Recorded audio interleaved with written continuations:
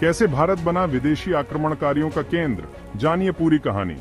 दोस्तों नमस्कार, स्वागत है आपका ज्ञान गुंडा के इस खास एपिसोड में। आज हम बात करेंगे भारत पर हुए विदेशी आक्रमणों की कहानी। ये सिर्फ इतिहास नहीं बल्कि वो घटनाएं हैं जिन्होंने हमारे देश को बदल कर रख दिया।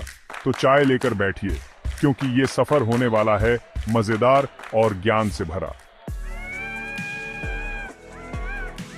कहते हैं कि भारत को सोने की चिड़िया क्यों कहा जाता था?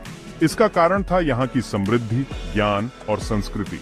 लेकिन जितना समृद्ध भारत था, उतना ही आकर्षक यह बाहरी आक्रमणकारियों के लिए बन गया।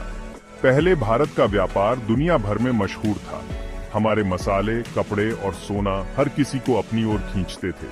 लेकिन जैसे जैसे समय बीता, विदेशी ताकतों की नजर हमारी इस संपत्ति पर पड़ने लगी। अब आते हैं पहले बड़े आक्रमण पर। 326 ईसा पूर्व में मैसेडोनिया के राजा सिकंदर ने भारत पर हमला किया। सिकंदर ने पोरस के साथ लड़ाई लड़ी, जिसे हम हाइडेस्पेस की लड़ाई के नाम से जानते हैं। पोरस ने बहादुरी से लड़ाई लड़ी और यहाँ की जमीन ने सिकंदर को बता दिया कि भारत को जीतना इतना आसान नहीं है। चलिए अब चलते हैं 712 ईस्वी में, जब मोहम्मद बिन कासिम ने सिंध पर हमला किया। यह भारत पर पहला बड़ा इस्लामिक आक्रमण था। उन्होंने यहाँ के राजा दाहिर को हराया। ये हमला सिर्फ लड़ाई तक सीमित नहीं था, बल्कि भारत की सांस्कृतिक और सामाजिक संरचना पर भी गहरा प्रभाव डाला। अब बात करते हैं गजनी और गौरी जैसे आक्रमणकारियों की। महमूद गजनी ने 17 बार भारत पर हमला किया और सोमनाथ मंदिर जैसे स्थलों को लूटा। फिर आए मोहम्मद गौरी, जिन्होंने पृथ्वीराज चौहान से लड़ाई की। कहते हैं कि गजनी की नजर सोमनाथ के मंदिर पर थी, क्योंकि वहां बहुत सारा सोना था।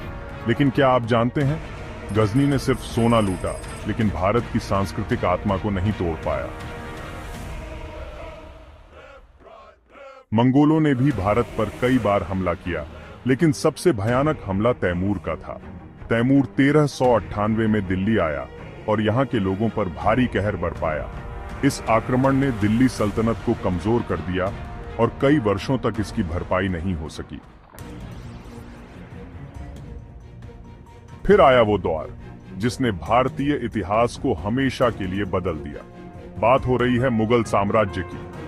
बाबर ने 1526 में पानीपत की लड़ाई में इब्राहिम लोदी को हराकर भारत में मुगल साम्राज्य की नींव रखी। मुगलों ने न सिर्फ यहाँ राज किया, बल्कि यहाँ की कला, वास्तुकला और खान पान पर भी अपनी छाप छोड़ी। ताजमहल, लाल किला जैसे खूबसूरत स्मारक मुगलों की देन है। अब आते हैं यूरोपीय ताकतों पर। 1600 के दशक में ब्रिटिश, फ्रेंच, पुर्तगाली और डच भारत में व्यापार करने आए। लेकिन धीरे धीरे व्यापार ने राजनीतिक शक्ल ले ली।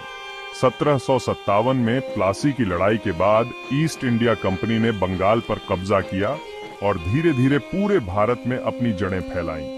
ब्रिटिश राज ने भारत की समृद्धि को बर्बाद कर दिया, लेकिन आजादी की जंग ने साबित कर दिया कि भारतीयों को हमेशा गुलाम नहीं रखा जा सकता। तो दोस्तों, ये थी भारत पर हुए विदेशी आक्रमणों की कहानी। ये इतिहास हमें सिखाता है कि कैसे हर संघर्ष ने हमें और मजबूत बनाया। अगर आपको ये वीडियो पसंद आया तो लाइक और शेयर करना न भूलें। और हाँ, सब्सक्राइब करें ज्ञान गुंडा, क्योंकि यहाँ हर हफ्ते मिलता है मजेदार और ज्ञान से भरपूर कंटेंट।